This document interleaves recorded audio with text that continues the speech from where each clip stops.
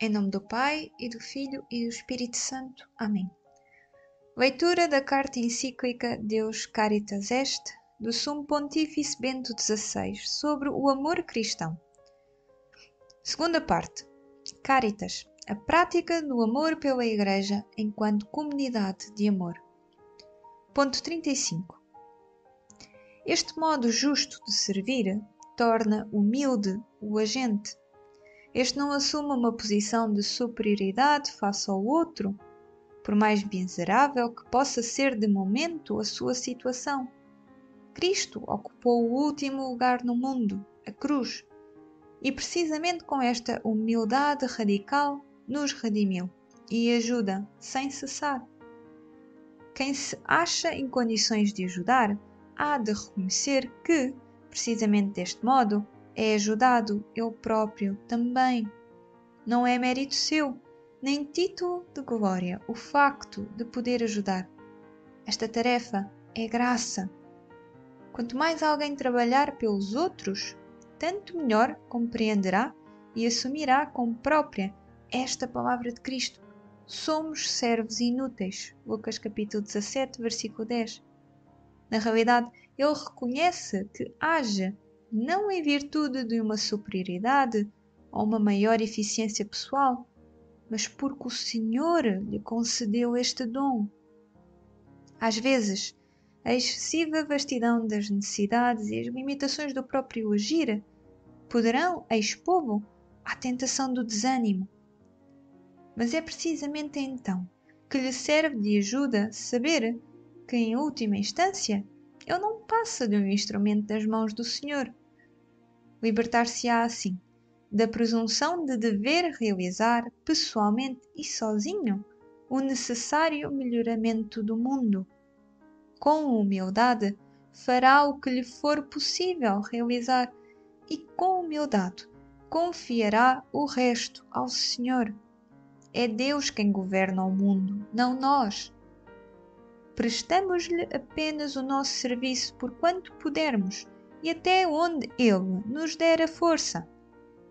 Mas fazer tudo o que nos for possível e com a força de que dispomos, tal é o dever que mantém o servo bom de Cristo sempre em movimento.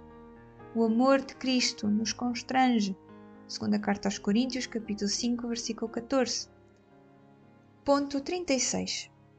A experiência da incomensurabilidade das necessidades pode, por um lado, fazer-nos cair na ideologia que pretende realizar agora aquilo que o governo do mundo por parte de Deus, pelos vistos, não consegue, a solução universal de todo o problema. Por outro lado, aquela pode tornar-se uma tentação para a inércia, a partir da impressão de que, seja como for, nunca se levaria nada a termo. Nesta situação, o contacto vivo com Cristo é a ajuda decisiva para prosseguir pela justa estrada, nem cair numa soberba que despreza o homem e na realidade nada constrói, antes até destrói, nem abandonar-se à resignação que impediria de deixar-se guiar pelo amor e deste modo servir o homem. A oração, como meio para aurir continuamente força de Cristo, torna-se aqui uma urgência inteiramente concreta. Quem reza não desperdiça o seu tempo, mesmo quando a situação apresenta todas as características de uma emergência e parece impelir unicamente para a ação.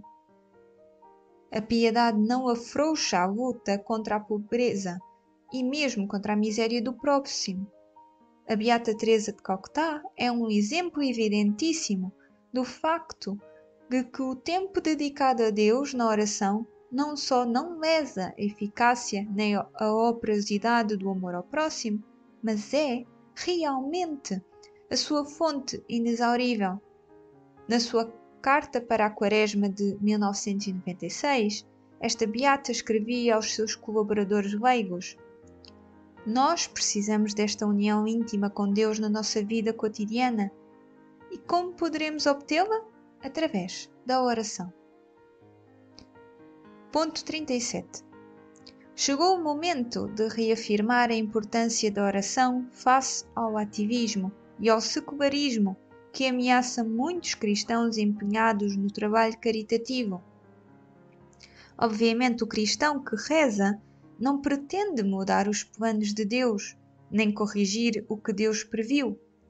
Procura, antes, o encontro com o Pai de Jesus Cristo, pedindo-lhe que esteja presente com o conforto do seu espírito, nele e na sua obra.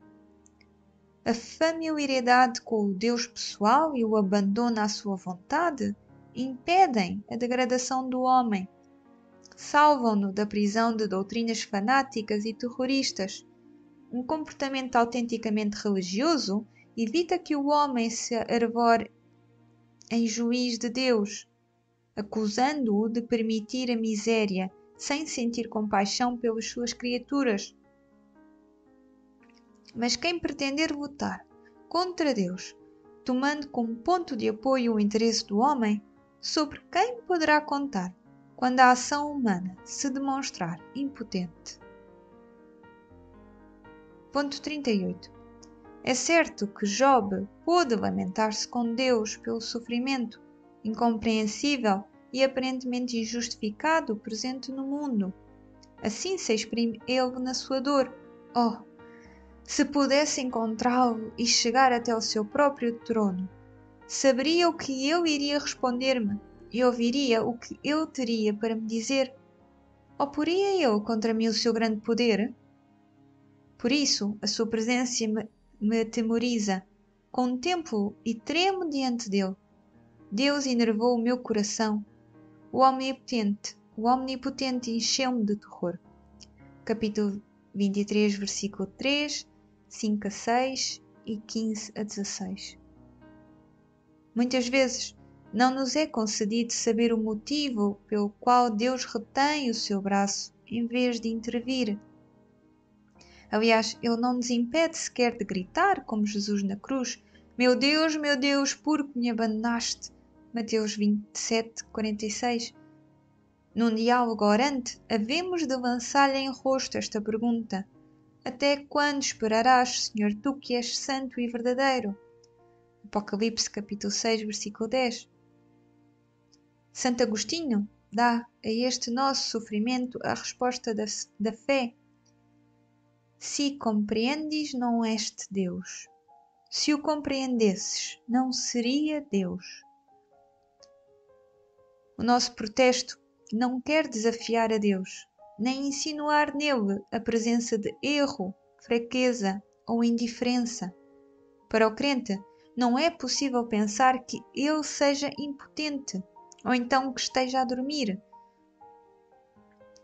Antes, a verdade é que até mesmo o nosso clamor constitui, como na boca de Jesus na cruz, o modo extremo e mais profundo de afirmar a nossa fé no seu poder soberano.